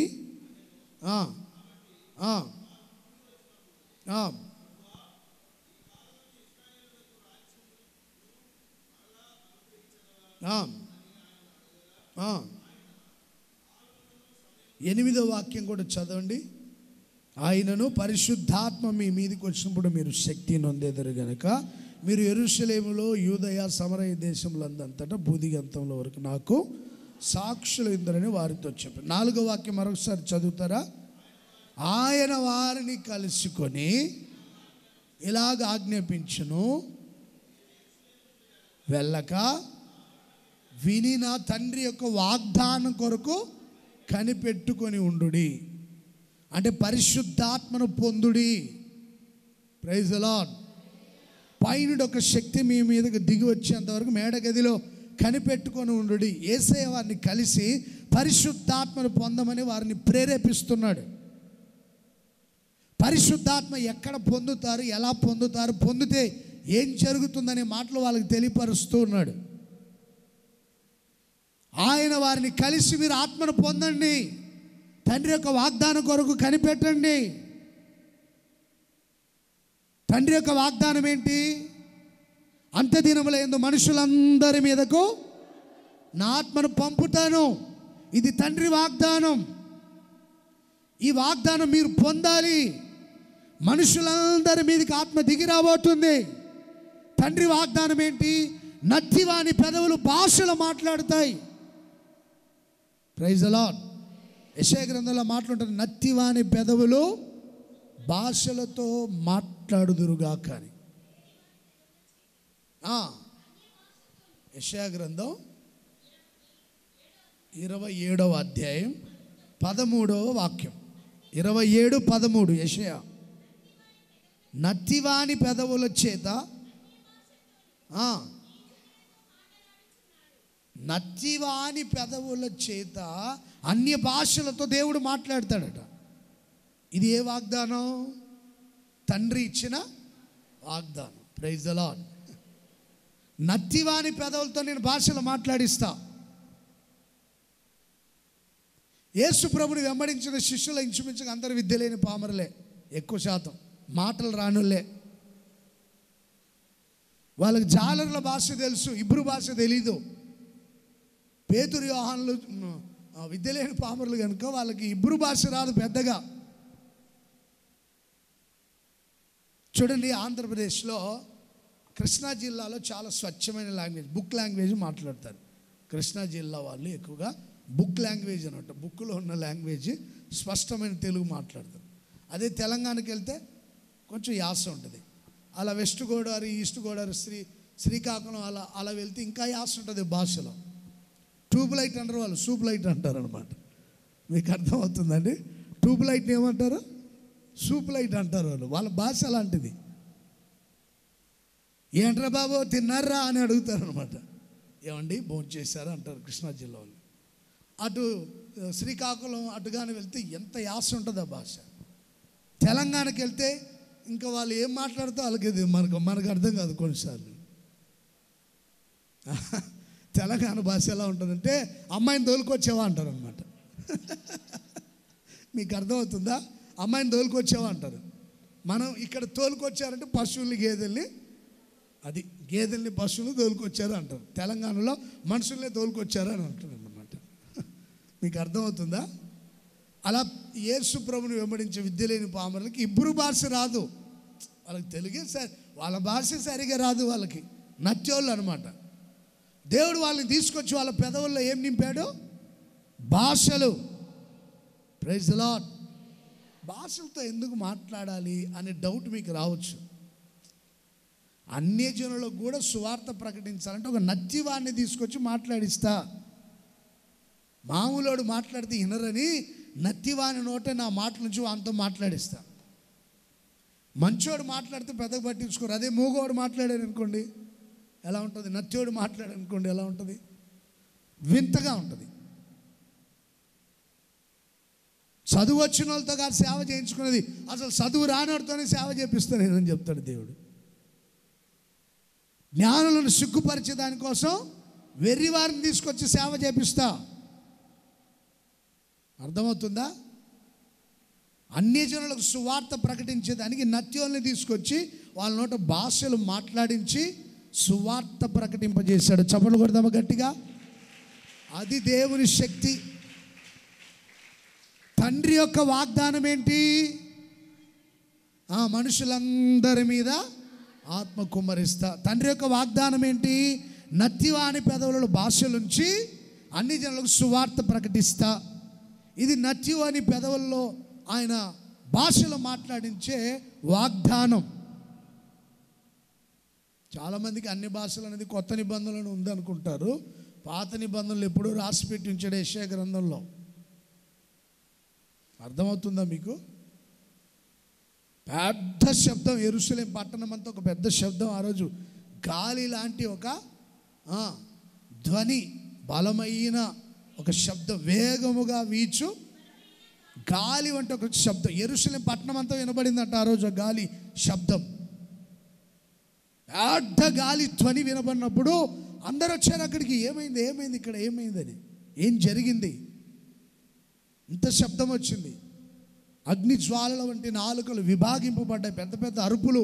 ఏం జరిగింది అక్కడ? చెప్పాలి గట్టిగా, ఏం జరిగింది అక్కడ? దేవుని ఆత్మ దిగి వచ్చింది. ఊర్లో ఎక్కడైనా పెద్ద శబ్దాలు వినబడుతున్నాయి అనుకోండి, వింత ఏదైనా జరిగితే అందరూ వెళ్తారు అక్కడికి. వెళ్తారా వెళ్ళరా? పెద్ద గాలి వంటి శబ్దం వచ్చినప్పుడు యెరూషలేము అంతా వినబడిందంట, యెరూషలేము పట్టణం అంతా ఆ శబ్దం. అందుకని అందరూ పండగకు వచ్చున్నారు అక్కడికి, పండగకు వచ్చున్నారు ఆ ఊరికి, యెరూషలేముకి పండగ చేసేదానికి. అన్ని దేశాల వాళ్ళు వచ్చినారు.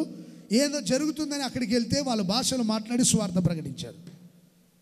వెంటనే ఎన్ని వేల మంది రక్షింపబడ్డారు? అది మాటలు రాని నత్తివాని పెదవుల్లో అన్ని భాషల నుంచి మాట్లాడించే సువార్త చెప్తే 3,000 మంది ప్రజలు రక్షింపబడ్డారు. చప్పట్లు కొడదామా గట్టిగా? మాటలు వచ్చిన వాళ్ళతో కాదు సేవ చేయించింది ఆయన, మాటలు రాని వారితో సేవ చేయించాడు. అన్ని జనులకు సువార్త ప్రకటించాడు. అది దేవునిలో ఉన్న ప్రత్యేకత. అందుకని యేసయ్య వారిని కలిసి మీరు పరిశుద్ధాత్మ పొందండి, భూదిగంతంలో వరకు సాక్షులుగా ఉంటారు, పరిశుద్ధాత్మ పొందండి, అన్ని జనులకు సువార్త ప్రకటించబడుతుంది. పరిశుద్ధాత్మ పొందండి, మీ భయం పిరికితనం తొలగిపోతుంది, ధైర్యంతో నింపబడతారు. పరిశుద్ధాత్మ పొందండి. అది తెలివి, జ్ఞానం, వివేకం, భయము, భక్తి మీకు నేర్పుతుంది. పరిశుద్ధాత్మ పొందండి. అది మిమ్మల్ని పరలోకానికి చేరుస్తుంది. పరిశుద్ధాత్మే దేవుని రాజ్యానికి మనల్ని వారసులుగా మారుస్తుంది. పరిశుద్ధాత్మే మనకి జ్ఞానం, వివేకం, తెలివితేటలు ఇస్తుంది. పరిశుద్ధాత్మే ఆలోచన బలం ఇస్తుంది. యేసయ్య వారిని కలిసి మీరు ఆత్మ పొందండి. మీరు ఆత్మ పొందాలంటే మేడగదిలోకి వెళ్ళి కనిపెట్టండి. ఎక్కడ? మేడగదిలో. అంటే ఉన్నతమైన అనుభవాలు, ఉన్నతమైన ఆలోచనలు, భూసంబంధమైన ఆలోచనలు విడిచిపెట్టి పరసంబంధమైన వాటి మీద ధ్యానం ఉంచండి. మేడగదిలోకి వెళ్ళమన్నాడు ఆయన. మనకి ఎలా మేడగది లేదనుకోండి, అక్కడ వాళ్ళకి మేడగది ఉంది. అంటే భూసంబంధమైన అన్నీ మర్చిపోయి ఒక మేడగదిలో ప్రార్థన. యెరూషలేములో మేడగది ఉంది, ఇప్పటికీ ఉంది. పరిశుద్ధాత్మ దిగి వచ్చినప్పుడు ఆ గోడలన్నీ, ఏది మన పొగసూరు ఉంటాయి చూడండి, గోడలు పుల్లలు పోయిన ఇల్లు పొగసూరు ఉంటుంది చూడండి, అలా ఉంటుంది అక్కడ. ఆ గోడల మీద ఇంకా నల్లటి కాలిన మరకలు ఉన్నాయి, ఇప్పటికీ ఉన్నాయి అవి. ఆ రోజున ఆత్మతో నింపబడి అగ్ని దిగి వచ్చినప్పుడు అగ్ని మరకలు, పొగసూరిన మరకలు, ఎలా నల్లటి మరకలు ఉన్నాయి ఇప్పటికీ అవి. అప్పుడు ఎప్పుడు ఆత్మ దిగి వచ్చినప్పుడు, అగ్ని దిగి వచ్చినప్పుడు ఆ కాల్చబడిన ఆ గోడల మీద ఆ ముద్రలు అలాగే ఉన్నాయి ఇప్పటికీ. కథలు కాదు ఇవన్నీ నేను చెప్పేది. సినాయి పర్వతం మీదకి దిగి వచ్చినప్పుడు మండుచున్న పొద ఉందే, అది ఇప్పటికి ఉంది. ఆ సినాయి పర్వతం మీద ఏ రాయిని తీసుకున్నా ఆ రాళ్ళ మీద మండుచున్న పొద గుర్తులు ఉంటాయి, ఇప్పటికీ ఉంటాయి. మీకు ఎప్పుడైనా చూపిస్తాను, నా దగ్గర ఉన్నాయి. సినాయి పర్వతం మీద $1 పెట్టి నేను కొనుక్కొని వచ్చిన రాళ్ళు ఉన్నాయి ఇప్పటికీ నా దగ్గర. $1 ఇస్తే 10 రాళ్ళు ఇస్తారు, అవి కొనుక్కొని వచ్చాను. కథలు కాదు ఇవన్నీ, జరిగిన వాస్తవాలు. ఎందుకు పరిశుద్ధాత్మ పొందమన్నాడు దేవుడు? మీరు సాక్షులుగా ఉండాలి, సువార్త ప్రకటించాలి, ధైర్యంతో ఉండాలి. దేవుని కొరకు మీరు ప్రాణాత్మ శరీరాన్ని అర్పించి దేవుని సేవ చేయాలి. అన్ని జనులకు సువార్త ప్రకటించాలి. ఆత్మతో నింపబడితే ప్రవచనాలు కూడా మీరు తెలియచేస్తారు. ప్రవచనాలు పేతురు మరి విద్య లేని పామరుడు కదా, యోవేలు ప్రవచన గ్రంథాన్ని గురించి ప్రవచించాడు. పరిశుద్ధాత్మ పొందడం ద్వారా ధైర్యం కలుగుతుంది, విశ్వాసంలో స్థిరులై ఉంటాం, కదలని వారి దేవుని కార్యాలయం ఎప్పుడు ఆసక్తి కలిగి ఉంటాం. పరిశుద్ధాత్మ పొందితే బూదిగంతాల వరకు సాక్షులుగా ఉంటాం. దేవుడు తీసుకొని వెళ్తాడు, బూదిగంతాల వరకు సాక్షులుగా నిలుపుతాడు. యోసన్న మినిస్ట్రీస్ ఫౌండర్ దైవజనులు యేసన్న గారు జపాన్ వెళ్ళినప్పుడు ఒక పెద్ద హోటల్ తీసుకుని వెళ్ళారట. పైన స్టేర్ మీద, ఫ్లోర్ పైన 3 అంతస్తులు 4 అంతస్తులు ఆ ఫ్లోర్ మీద అక్కడ భోజనానికి తీసుకెళ్ళి వెళ్తే, అక్కడ భోజనం చేసేటప్పుడు వాళ్ళని తీసుకెళ్ళిన పాస్టర్ గారు అటువైపు చూడమన్నాడు, సముద్రం వైపు. చూశారంటే అసలు మీకు సముద్రమే కనపడుతుంది, ఇంకేమైనా కనపడుతుందంటే ఏం కనపడట్లేదు, సముద్రం తప్ప. యేసన్న గారు మనం కూర్చున్న ప్లేసే భూమికి ఎండు, దీని తర్వాత భూమి లేదు, ఇది అంతా సముద్రమే. ఇంకా ఇదే భూమికి ఎండు, ఇదే భూమి దిగంతం అంటారు దీన్ని. నువ్వు కూర్చున్న ప్లేసే భూమికి ఎండు ప్లేసు, నిన్ను దేవుడు బూదిగంతాల వరకు తీసుకుని వచ్చాడు. చప్పట్లు కొడదాము గట్టిగా, హల్లెలూయా. ఈ మినిస్ట్రీ ఫౌండర్ని దేవుడు బూదిగంతాల వరకు తీసుకుని వెళ్ళి చదివింది ఎన్నో క్లాసు? 6వ తరగతి. విద్య లేని పామరుడు, భాషలతో మాట్లాడించాడు, సువార్త ప్రకటింపజేశాడు, బూదిగంతాల వరకు సాక్షులుగా నిలిపాడు. మనం ఆత్మ పొందాలంటే ఏం చేయాలో చెప్పాడు, మేడగదిలో ఉండమని. ఆత్మ పొందితే ఏం చేస్తామో చెప్పాడు. యేసయ్య వారిని కలిసి ఆత్మను పొందమని చెప్పాడు, అంతే. దాని ద్వారా ఎన్నో ప్రయోజనాలు ఉన్నాయి. జరగబోయే విషయాన్ని, శత్రువులు జరగబోయే కీడు మనకు చెప్తాడు. మనల్ని కలిసిన దేవుడు మనల్ని ఆశీర్వదిస్తాడు. 3వదిగా ఏం చేస్తాడు? పరిశుద్ధాత్మని పొందమని చెప్తాడు. నేను అక్కడ నిన్ను కలుసుకుని, దేవుడు మిమ్మల్ని కలిసి మీతో మాట్లాడి ఆశీర్వదించి ఆత్మశక్తితో నింపి నడిపించునుగాక. అందరు మోకరించండి. కొద్ది లేఖన భాగాలు మీ వినికిడిలో స్థిరపరిచి నెరవేర్చునుగాక. అందరు చక్కగా మోకరించండి. ప్రార్థన చేసుకొని ముగించుకుందాం. చక్కగా అందరు దేవుని సన్నిధిలో మోకరించి ప్రార్థన చేసుకోండి. అందరూ చక్కగా మోకాళ్ళ మీద ఉండి ప్రార్థన చేసుకోండి. సాక్ష్యపు మందసం ఎదుట నేను నిన్ను కలిసి ఇశ్రాయేలుకు ఆజ్ఞాపించవలసిన విషయాలన్నీ నీకు బోధిస్తాను. ధూపవేదికను ప్రత్యక్ష గుడారం ఎదుట మందస్సం ఎదుట దాన్ని ఉంచాలి. అక్కడ నేను నిన్ను కలుసుకుంటాను. ధూపవేదికగా నీ హృదయం మారాలి. ప్రార్థన ధూపముగా నువ్వు మారాలి. పరిశుద్ధాత్ముడా నాలో అగ్ని మండించు, నాలో పరిశుద్ధాత్ముడా నాలో అగ్ని మండించు. ప్రాణ ఆత్మ శరీరము నీకే అర్పించుచున్నానయ్యా. ప్రాణ ఆత్మ శరీరము నీకే అర్పించుచున్నానయ్యా. నీ ఆత్మ వరములతో నన్ను అలంకరించుమయ్యా. నీ ఆత్మ వరములతో నన్ను అలంకరించుమయ్యా.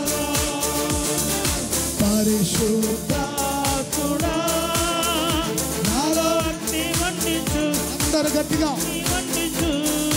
పరిశుద్ధాత్ముడా నాలో అగ్ని మండించు, నాలో పరిశుద్ధాత్ముడా నాలో అగ్ని మండించు, నాలో అగ్ని మండించు. పరిశుద్ధాత్ముడా నాలో అగ్ని మండించు, నాలో అగ్ని మండించు. పరిశుద్ధాత్ముడా నాలో అగ్ని మండించు, నాలో అగ్ని మండించు. పరిశుద్ధాత్ముడా నాలో అగ్ని మండించు. అందరు ఆత్మలో పరిశుద్ధాత్ముడా నాలో అగ్ని మండించు, నాలో అగ్ని మండించు. పరిశుద్ధాత్ముడా నాలో అగ్ని మండించు, నాలో అగ్ని మండించు. పరిశుద్ధాత్ముడా అగ్ని మండించు, నాలో అగ్ని మండించు. పరిశుద్ధాత్ముడా నాలో అగ్ని మండించు, నాలో అగ్ని మండించు. పరిశుద్ధాత్ముడా నాలో అగ్ని మండించు, నాలో అగ్ని మండించు. పరిశుద్ధాత్ముడా నాలో అగ్ని మండించు, నాలో అగ్ని మండించు. పరిశుద్ధాత్ముడా నాలో అగ్ని మండించు, నాలో ఆత్మ శరీరము నీకే అర్పించుచున్నానయ్యా. ఆత్మ శరీరము నీకే అర్పించుచున్నానయ్యా. నీ ఆత్మ వరములతో నన్ను అలంకరించుమయ్యా. నీ ఆత్మ వరములతో నన్ను అలంకరించుమయ్యా. నీ ఆత్మ వరములతో నన్ను అలంకరించుమయ్యా. నీ ఆత్మ వరములతో నన్ను అలంకరించుమయ్యా. నీ ఆత్మ అలంకరించుమయ్యా. ఒక్కొక్కడి మీదకి అలంకరించుమయ్యా. ఆత్మ వరములతో నన్ను అలంకరించుమయ్యా. పరిశుద్ధాత్ముడా నాలో అగ్ని మండించు, నాలో గట్టిగా చప్పట్లు కొడుకు. పరిశుద్ధాత్ముడా నాలో అగ్ని మండించు, నాలో అగ్ని మండించు. పరిశుద్ధాత్ముడా అగ్ని మండించు, నాలో అగ్ని మండించు. పరిశుద్ధాత్ముడా నాలో అగ్ని మండించు, నాలో అగ్ని మండించు. పరిశుద్ధాత్ముడా నాలో అగ్ని మండించు, నాలో అగ్ని మండించు. పరిశుద్ధాత్ముడా నాలో అగ్ని మండించు, నాలో అగ్ని మండించు. పరిశుద్ధాత్ముడా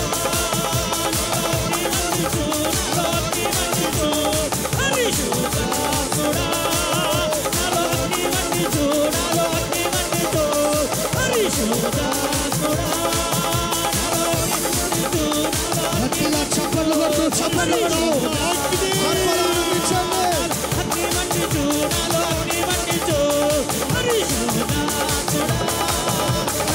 చప్పట్లు కొడుతూ చప్పట్లు కొడుతూ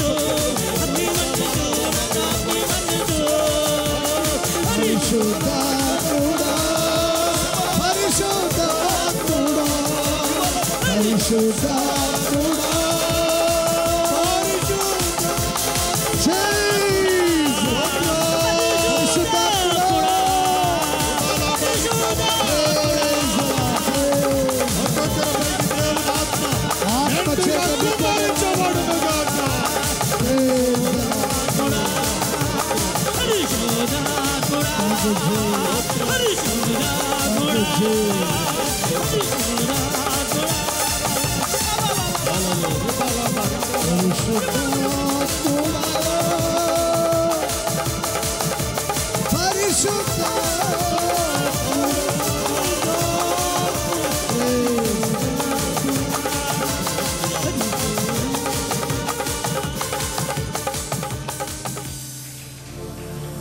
ప్రభు మాట్లాడిన మాటలన్నిటిని బట్టి అందరు చేతులెత్తి నిండు మనసుతో అందరూ చేతులు ఆకాశం వైపు నిండు మనసుతో సరిగ్గా మోకరించండి. అందరూ నిలు మోకాళ్ళ మీద మోకరించండి.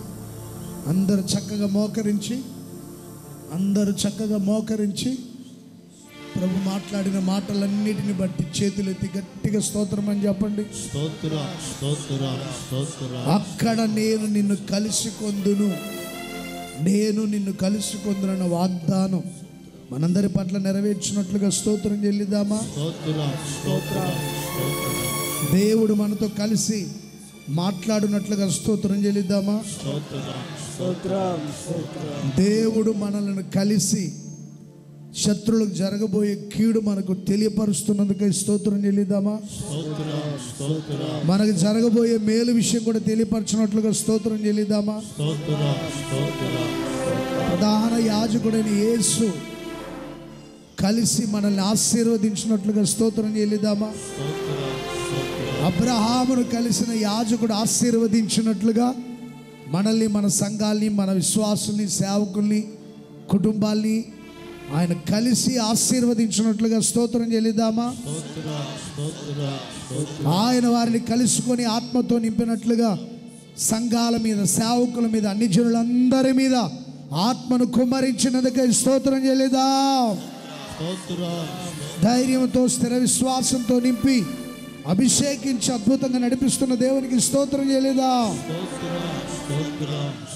చెప్పిన మాటలు మన జీవితాల్లో స్థిరపరిచి నెరవేర్చి ఈ మాసమంతా ఆశీర్వదించి అభిషేకించి నవనూతనమైన మార్గాల్లో నడిపించి ఆయన రాకడ రాజ్యానికి సిద్ధపరిచిన త్రియేక దేవునికి స్తోత్రం చెల్లిద్దాం. ప్రార్థన. బాబన్న ప్రార్థన చేస్తాను. ప్రేమ స్వరూపి, ఆశ్చర్యకరుడా, నీ ఘనమైన నామానికి వందనాలు, స్తోత్రాలు తండ్రి. ప్రతి నెల 1వ తారీఖు మీ వాగ్దానం కొరకు మేము కనిపెట్టుకొని నీ సన్నిధిలోనికి చేరి ఆశతో వచ్చిన సేవకుల ఎడలను, సంఘ బిడ్డల ఎడలను మీరు ఎంతగానో నిర్ణయించిన వాగ్దానం కొరకు స్తుతిస్తూ ఉన్నాను. ఈ 10వ మాసములో అక్కడ నేను నిన్ను కలుసుకుంటాను అని మీరు తెలియపరిచారు తండ్రి. మేము ఎవరెవరినో కలుసుకున్నప్పుడు ఎన్నో బాధలు, దుఃఖాలు, కష్టాలు, నిందలు, అవమానాలు ఎన్నో భరించి తట్టుకోలేక నీ సన్నిధికి వచ్చారు తండ్రి. కలుసుకునే దేవుడిగా మీరు దిగి వచ్చినందుకై స్తుతిస్తూ ఉన్నాను. ఒంటరిగా ఉన్న మా బ్రతుకులందరినీ లోకములో నుండి ఏరి కోరి పిలిచి మమ్మల్ందరినీ పోగు చేసినందుకై, మమ్మల్ందరినీ రప్పించినందుకై, సమకూర్చినందుకై స్తోత్రమేసయ్యా, స్తోత్రమేసయ్యా. అయినా మీరు మమ్మల్ని కలుసుకొనుటకు మేము ఎంతటి వారము తండ్రి, అభాగ్యులము, ఒట్టివారము, మట్టివారమైన మమ్మల్ని తండ్రి మీరు కోరుకొని నేను నిన్ను కలుస్తానని చెప్పావు నాయన. మనుషులు మాట ఇచ్చి తప్పుతారు, కానీ నువ్వు కలుసుకొని చేసే కార్యాలు ఎట్టివో స్పష్టంగా మీరు తెలియచేశారు తండ్రి. కృపతో కలుసుకొని నాయన పొంచి ఉన్నటివి సాతాను ద్వారా, మనుషుల ద్వారా, ప్రకృతి ద్వారా పొంచి ఉన్నవన్నీ తప్పించుటకు, విడిపించుటకు, సమస్తము బాగు చేయుటకు మీరు కలుసుకున్నందుకై స్తుతిస్తూ ఉన్నాను తండ్రి. కలుసుకున్న మీరు ఒక్కొక్క బిడ్డకు మేలు కలుగునుగాక, ఫలము కలుగునుగాక, జీవము కలుగునుగాక, సహాయము కలుగునుగాక, శత్రువుల మీద జయము కలుగునుగాక, పొంచి ఉన్న సాతాను తంత్రాలు లయమైపోవునుగాక, కీడు తొలగిపోవునుగాక. తండ్రి కలుసుకొని ఆశీర్వదించే దేవుడనని మీరు చెప్పారు నాయన. ఇంతకాలం ఏ బిడ్డ ఆశీర్వాదం నేను పొందలేదయ్యా, ఒక్క దీవెన కూడా నా ఇంట్లో లేదయ్యా, ఒక్క దీవెన కూడా నేను అనుభవించలేదు యేసయ్యా. పితరులను కలుసుకొని దీవించిన యేసయ్యా, ఈ 10వ మాసములో ఒక్కొక్క బిడను మీరు కలుసుకొని ఒక్కొక్కరి మీదకి దీవెనలు వచ్చునుగాక, మీ తలల మీదకి ఆశీర్వాదాలు వచ్చునుగాక, ఒక్కొక్కరు అనుభవించుదురుగాక. అలాగ మీరు ఆశీర్వదించబోతున్నందుకై, ఆకాశపు వాకిళ్ళు విప్పినందుకై ఒక్కొక్క ఇంట్లో ఉన్న దరిద్రత, పేదరికము తొలగిపోవునుగాక, తొలగిపోవునుగాక. అనేకుల మధ్యలో పెట్టే స్థితిలో ఉందురుగాక, సమృద్ధిగా ఆశీర్వాదాలతో నీ మందిరములో కనబడుదురుగాక. ఈ 10వ మాసములో నా దేవుడు నన్ను ఆశీర్వదించాలని కృతజ్ఞతగా నీ బిడ్డలు నీ మందిరములో ఉందురుగాక. ఆ విధంగా మీరు ఆశీర్వదించినందుకై స్తోత్రములు నాయన. యేసయ్య కలుసుకొని తండ్రి యొక్క వాగ్దానము కొరకు కనిపెట్టుకొని నాయనా మీరు చెప్పినట్లుగా కలుసుకున్నారు తండ్రి. యోవేలు ప్రవచించిన ప్రవచనం, అంత్య దినముల యందు మనుషులందరి మీద నా ఆత్మను కుమ్మరిస్తానని వాగ్దానము చేసిన యేసయ్య, విశ్వసించిన వారందరి మీదకి నా దేవుని ఆత్మ దిగునుగాక, పరిశుద్ధాత్మ శక్తి ఒక్కొక్కరిని ఆవరించునుగాక. పరిశుద్ధాత్మ పొందినప్పుడు సర్వసత్యములోనికి నడిపించబడతారు, ధైర్యపరచబడతారు, పరలోక రాజ్యములో చేర్చబడతారు. నీ ఆత్మ చేత అద్భుతాలు జరుగుతాయి యేసయ్యా. ఎన్నడూ కనివిరుగని ఎరగని రీతిలో విస్తరణ కలుగుతుంది యేసయ్యా. మీ ఆత్మ ఒక్కొక్క బిడ మీదకి, సంఘం మీదకి, మనుషులందరి మీదకి, సేవకులందరి మీదకి మీ ఆత్మను కుమ్మరించినందుకు ఆయనకు స్తోత్రములు నాయన. అగ్ని కణముల వలె ఒక్కొక్క సేవకుని, ఒక్కొక్క విశ్వాసిని, సంఘమును మండించే సంఘముగా కొలిమిలాగా మీరు చేసినందుకై స్తోత్రము నాయన. మండుచున్న కొలిమిలాగా మీరు మార్చినందుకై స్తోత్రములు నాయన. బొగ్గులుగా ఉన్న మా జీవితాలను, కట్టెలుగా ఉన్న మా జీవితాలను, వ్యర్థముగా ఉన్న మా జీవితాల మీదకి పరిశుద్ధాత్మ అగ్నిలోనికి వేయబడినట్లుగా, కొలిమిలోనికి వేయబడినట్లుగా ఒక్కొక్క బిడ్డ నిప్పు వలె మార్చబడును గాక, అగ్ని వలె మార్చబడును గాక. మీరు అగ్ని అభిషేకముతో ఒక్కొక్క బిడను, ఒక్కొక్క సేవకుని మండించండి నాయన, మండించండి యేసయ్యా. నాయనా, నీవు దహించు అగ్నిగా మా మధ్యలో కలుసుకున్నందుకై స్తోత్రం. ఒక్కొక్క బిడ్డ నిప్పు వలె మార్చబడుదురుగాక, అగ్ని వలె మార్చబడుదురుగాక, నిప్పు రవ్వల వలె మార్చబడుదురుగాక. ప్రజ్వరిల్లేటట్లుగా స్తుతి జ్వాల ఒక్కొక్కరిలో మండునుగాక, మండునుగాక. అలాగా మీరు దీవించబోతున్నందుకై స్తోత్రం తండ్రి. ఈ 10వ మాసములో ఆనాడు మేడగదిలో 10వ దినమున ఎలాగూ పరిశుద్ధాత్మ దిగి వచ్చిందో, ఈ 10వ మాసములో పాలు పొందిన వారందరి మీదకి పరిశుద్ధాత్మ శక్తి దిగివచ్చునుగాక. అన్య భాషలు మాట్లాడుదురుగాక, దర్శనాలు చూచుదురుగాక, ప్రవచన ఆత్మతో నింపబడుదురుగాక. అలాగా మీరు దీవించినందుకై స్తోత్రము నాయన. మీరు కలుసుకుంటే ఎంత చక్కటి అద్భుతాలు, ఎంత ముచ్చటైన మైమరిపించే ఆత్మ కార్యాలు నీ జనుల మధ్యలో జరిగించి మహిమ పొందుమని ఇక్కడ కలుసుకున్న మేము నాయనా, పరలోకములో మేమందరము కలుసుకొందుముగాక. అట్టి నిరీక్షణ మాలో కలగజేసినందుకు స్తోత్రాలు చెల్లిస్తూ మీరు మాట ఇచ్చారు తండ్రి. నీ మాట ఒక్కొక్కరిలో నెరవేరునుగాక, నెరవేరునుగాక. ఇంకా ఎందరైతే తప్పిపోయి దూరంగా ఉన్నారో నాయన, వారిని కూడా కలుపుకోబోతున్నందుకై, రేపు వచ్చే 11వ మాసములో కలుపబోతున్నందుకై నీకే మహిమ కలుగునుగాక. యేసు నామమున ప్రార్థన చేసి అడుగుచున్నాము తండ్రి, ఆమేన్. మన తండ్రి అయిన దేవుని ప్రేమ, కుమారుడైన యేసయ్య కృప, పరిశుద్ధాత్మిక సహవాసం, సన్నిధి